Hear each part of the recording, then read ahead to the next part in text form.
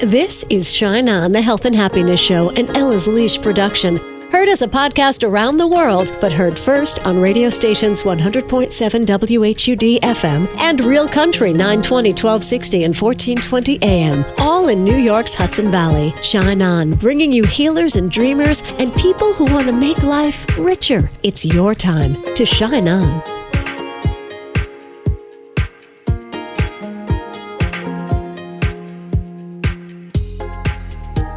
Hi, it's Casey. Thanks so much for shining on today. I am very, very happy you're here for this very special show. Our guest today is Dr. Eben Alexander, and we are diving deep into the universe, which is what we are. Science and spirituality are getting closer, and you are an important part of saving the world. Not kidding. Dr. Eben Alexander wrote Proof of Heaven a few years back. He was a scientist who got very sick and nearly died. He came back with proof of our afterlife. The Metaphysical Center of New Jersey welcomes him to their festival October 27th. You can be there at that festival, and you can be at Dr. Alexander's keynote address.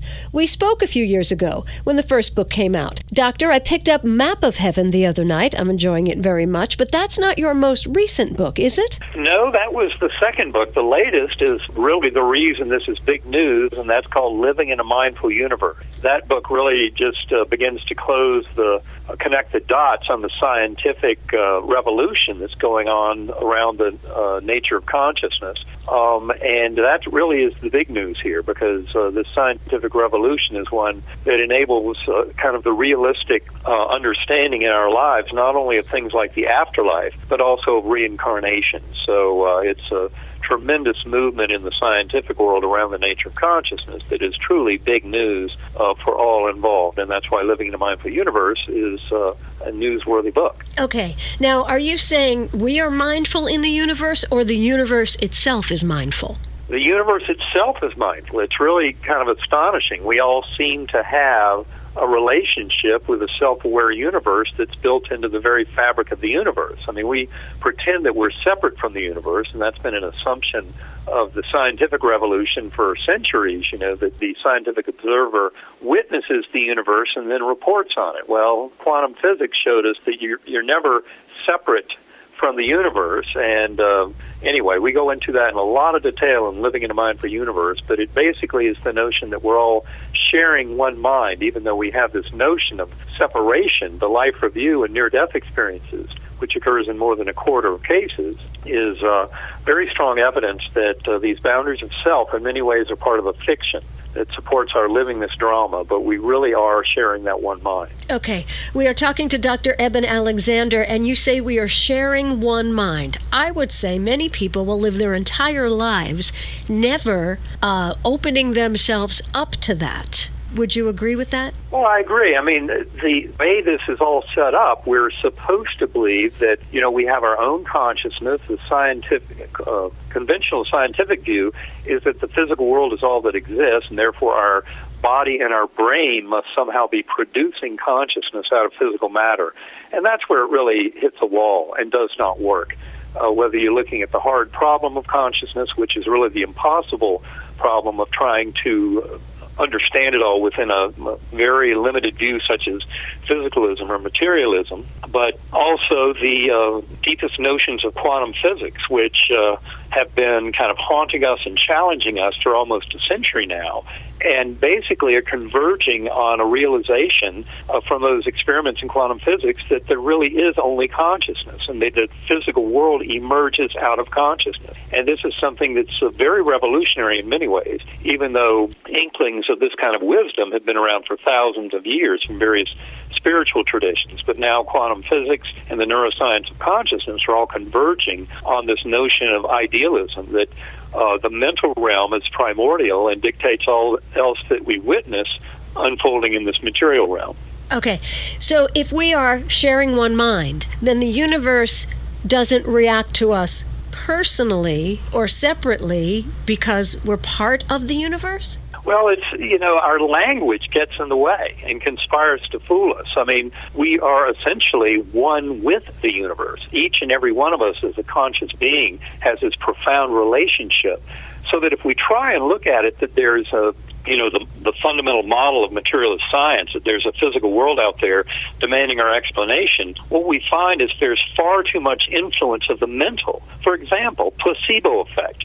It's the gold standard in scientific medicine for assessing any new medical treatment. And it turns out, though, placebo effect in its most profound manifestations is a profound example of mind over matter. That all that material science we learn in medical school, the molecular medicine, all the genetics, every bit of that is really second tier to the guiding forces of the mind. And that's why this notion of a mental universe, which is pretty clear in quantum physics, is so astonishing. And what it really tells us is we have this tremendous power over events in the universe, beginning with our very health, in ways that are kind of shocking. If you go to the noetic.org website and put in a search term of spontaneous regression, you'll find a book they published in the mid-1990s of more than 3,500 cases of spontaneous remission or regression of cancers, severe infections, things like that, all because a patient believed they could get better.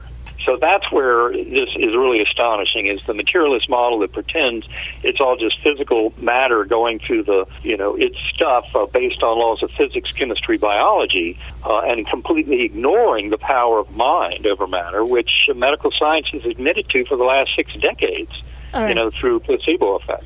Now, what was that website again? Did you say Noetic? Yeah, noetic.org. Okay. And then just spontaneous remission is the search term, and you'll get to all the information in the book. All right, fabulous. And the book that we're talking about is Living in a Mindful Universe. Dr. Eben Alexander, our guest, he's coming to New Jersey, and he can't wait to meet you. We're so grateful you're coming to town, by the way. So I'm looking forward to it. We are one mind. We are one with the universe. So how do we interact with that? I mean, since we're already a part of it, how do I talk to the universe? Am I just talking to myself? Well, important to point out, what most of us think of as ourself is that little flow of thoughts in our head, the voice of the linguistic brain, the voice of the ego, that steady stream of consciousness, the monkey mind that each and every one of us faces every day. But the important thing to point out is that is not your consciousness. Your consciousness is the awareness of all that.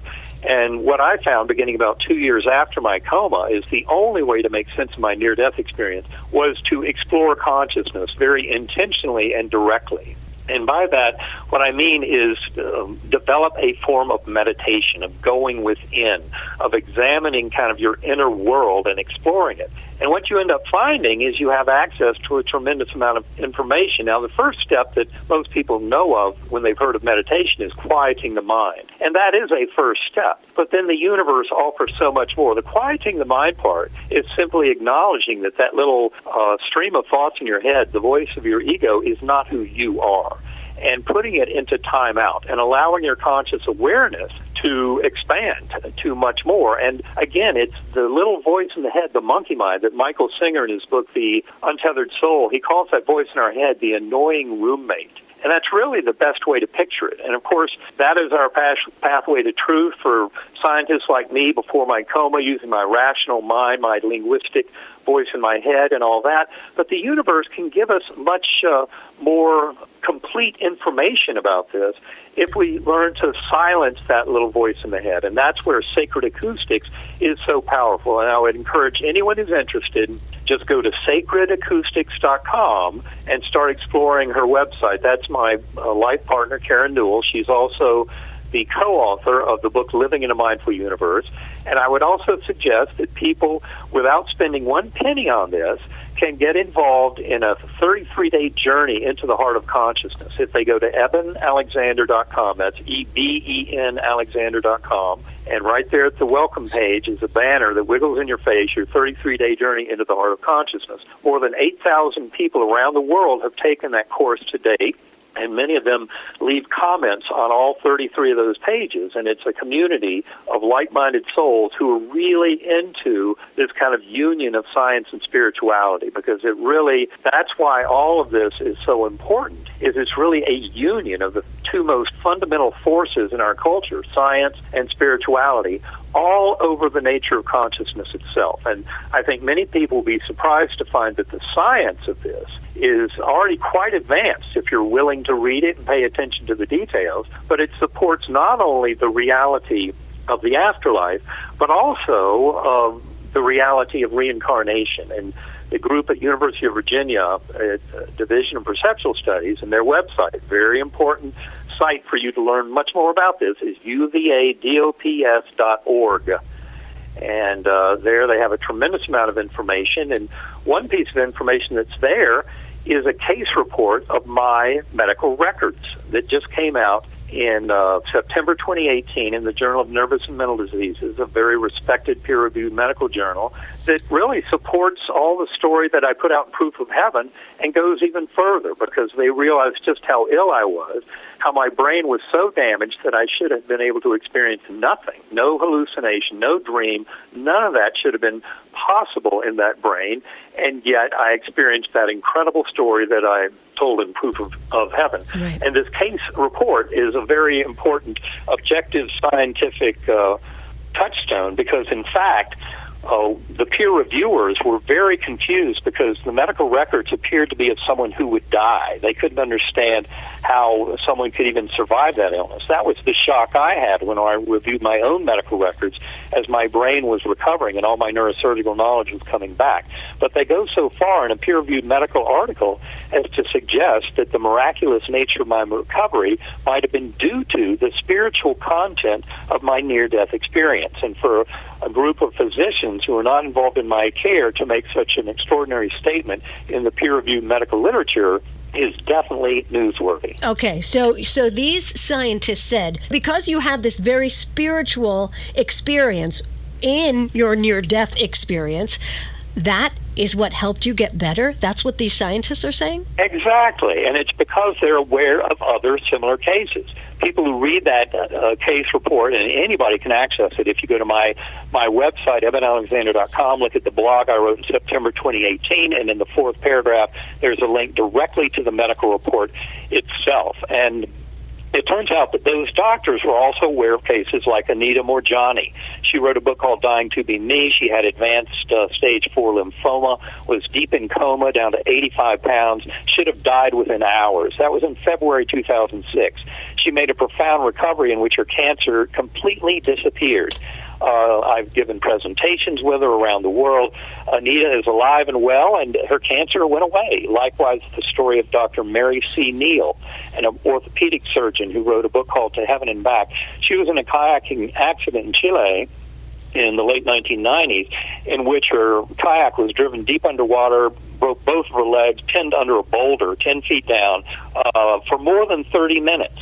And anybody out there knows that when you go down in warm water like this for more than 30 minutes, your brain doesn't survive it. And yet she did. And she came back, made a full recovery, even to be an orthopedic surgeon, but also telling the story of her near-death experience. So these physicians were aware of similar miraculous recovery cases that were associated with deep spiritual journeys of NDEs. It's an example of placebo effect on steroids. The fact that our mind over matter can have such tremendous power over our healing is exemplified in these extraordinary cases in the medical literature, including mine, Anita Morjani's, Mary C. Neal, and other NDEs that similarly support healing beyond anything Western medicine can explain, but all really through the power of the soul. Okay, why some and not others? Why do some people heal from these situations and others die? Well, that is a beautiful question, and I think it brings up the importance of fully grasping what reincarnation means, because the group at UVA, Division of Perceptual Studies, a group of scientists have studied more than 2,500 cases of past life memories in children indicative of reincarnation over the last 6 decades. So in other words, it's a much bigger view of who we are. And we need to let go of a notion that we just live here birth to death and that's all there is to it. And as we begin to accept and acknowledge this much bigger role that we face here, we start to realize that if we're willing to learn and teach the various lessons of love and of this connection to the universe and of eternity of soul, of the eternal connection between members of our soul group, and acknowledge that the end of the physical body is not the end of one's relationships and of those kind of soul journeys, then we're starting to get the bigger picture. And as we get that and fully acknowledge, of course, no one is ever meant to live forever. Our physical bodies are always going to be limited to a point where they will end up coming to an end in this thing we call Earth time. But the important lesson we're to get is that we can more optimally live our lives and have a better expectation of physical, mental, and emotional health if we fundamentally have a very balanced spiritual health. And when I use the word spiritual, even though many people can access that through religion, any of the orthodoxies of religion that tend to put us against each other and in conflict and warfare and all of that is very misleading and away from the original message of the prophets. But I feel that the original message of the great seekers and prophets that have given us various religious systems, those original messages have a confluence all around notions of kindness, mercy, compassion, and love. And those are the original lessons that really need to be brought to the front, and a modern spirituality can do that. Wow. When it's liberated from any of the dogmas of religions that try and pretend that we're in a material world controlling each other, which is where a lot of that dogma goes, and much more into harping on the oneness and love and the God within us that is spoken of by many of the great prophets, whether you're talking about Christ or Muhammad or talking about Buddha. The messages resonate deeply, especially given the lessons of modern near-death experiences and what they teach us about the power of love and how it has a universal healing force. We're talking to Dr. Eben Alexander. He's coming to New Jersey. Living in a Mindful Universe is his new book. This is a wonderful thought that we are one mind, that is this one mind and all the organisms in it, is that God? I would say yes. Now, there's a beautiful book written on this topic, in addition to our book, Living in a Mindful Universe, by our friend Dr. Larry Dossey. It's called One Mind. And I can also highly suggest that Dr. Dossey was a twin, an identical twin. And so he grew up like many twins, knowing that telepathy is absolutely real. In the world of identical twins, you basically find a 20% incidence of very high-quality telepathic communications. And that's why he was thinking of the one mind, is he had that example as being a twin. But he found examples all through the animal kingdom and between various species helping each other, communications where in flocks of birds, schools of fish, and herds of mammals, etc., you find a lot of behavior that suggests they're really working with one mind and not multiple independent minds.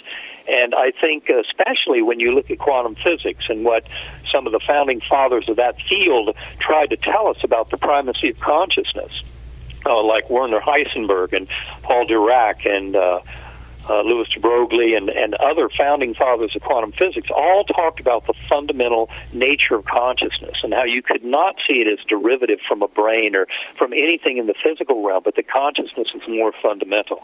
And this, combined with the modern neuroscience of consciousness and philosophy of mind, is leading to an extraordinary revolution in science, which is very liberating for each and all of us.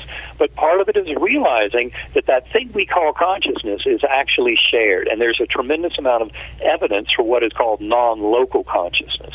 Okay. Not only telepathy, but things like precognition, remote viewing, out-of-body experiences, etc. If this is all wonderful, we are one mind, we are part of God, why are we killing each other? Well, I would say that has come from a lot of the kind of thinking of the worldview of scientific materialism. You know, the world of science has guided our culture for the last few centuries in terms of what we believe to be real and not.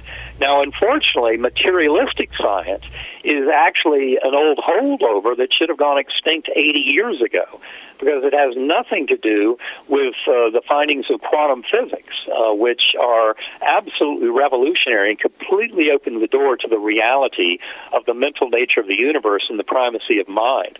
And in fact, many scientists will tell you that quantum physics is the most proven field in the history of science. And yet many scientists, including some who claim to have knowledge of quantum physics, really have no idea how important the findings of quantum physics are in understanding the relationship between the brain and mind. So the scientists who study consciousness itself are leading the way. And another resource for your viewers is GalileoCommission.org. I'm one of the scientific advisors to that group, more than 100 scientists who advise Harold Wallach and others in promoting that manifesto. Karen and I were in London in November 2018 supporting the launch of that. But they call it Galileo Commission because Galileo had a family member, an uncle, I believe, or an in-law who was with the church, and he had seen the moons of Jupiter through his telescope, and he tried to get the bishop to look through the telescope, and the bishop refused. And likewise, today, many in the world of materialist science refuse to look at the data, that if you look at the data concerning of non-local consciousness and all the features of consciousness in the modern era, and this is something, of course, we cover in great detail in Living in a Mindful Universe, but you can also learn a lot from our website, EbenAlexander.com. But the reality is the scientific world is shifting dramatically. And the more anyone knows about consciousness and the modern study of consciousness, the more they realize that the evidence and the rational argument and theoretical systems that are currently emerging point to a far brighter future for humanity in which we acknowledge that we're truly in this together. I mean, the biggest thing a near-death experiencer will tell you is that in that life review, we find that we're all really part of one mind. And when we hurt another, we're hurting ourselves. So, for example, in a life review, when you go through it, you actually experience the feelings of others around you impacted by your actions and thoughts. So it's not a life review is not commonly described as experienced by you, but more you're feeling the emotions of all that were affected by your choices. So it's a beautiful example of treat others as you would like to be treated. And this is written into the very fabric of the universe in the form of these very common life reviews that have been described by more than a quarter of all the millions and millions of people who have had near-death experiences described over the last few thousand years across all cultures and belief systems. Amazing. Dr. Eben Alexander, thank you so, so much. Aren't you glad you died a little? Well, you know, I'm very grateful for every bit of it, and it's a lesson that I feel is important to get out there and share because in many ways this puts responsibility for our world back in our laps. We don't have any excuses. You know, every soul is important in this awakening, and we all are stewards for this beautiful planet on which we live, and we cannot just destroy it, which materialist science and its false view of separation and also a false version of Darwinian selection focusing on competition, where most biologists will tell you collaboration and cooperation are keys to success in the biological world. And this is really about awakening humanity to our sense of oneness and that we should be here to take care of each other. That's kindness, compassion, and mercy for all fellow beings, and this, of course, includes animals, too. They're part of the package. Absolutely. Collaboration and loving each other, taking care of each other, the only way out. I have to let you go, but before I do, I want to tell you, do you know what's in the top drawer of my nightstand?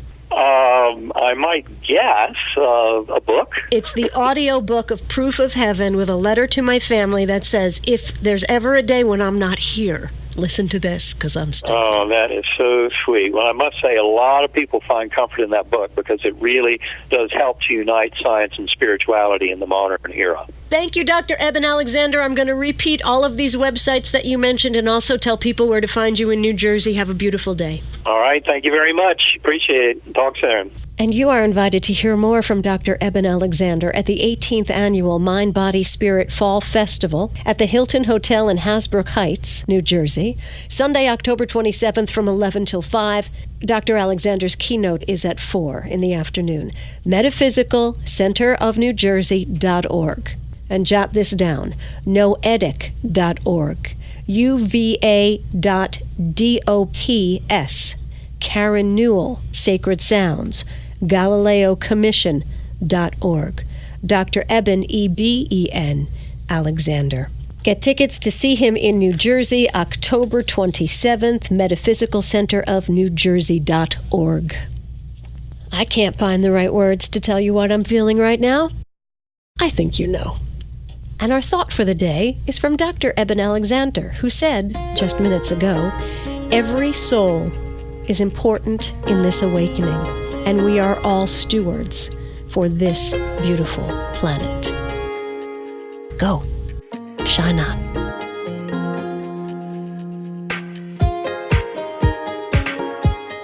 You've been listening to Shine On, the Health and Happiness Show, for your entertainment only. Heard Sunday mornings on 100.7 WHUD and on Real Country's 920, 1260, and 1420 AM, all in New York's Hudson Valley. Subscribe to Shine On iTunes and SoundCloud, and catch a show anytime at kacey.co. That's KACEY.co. Shine on.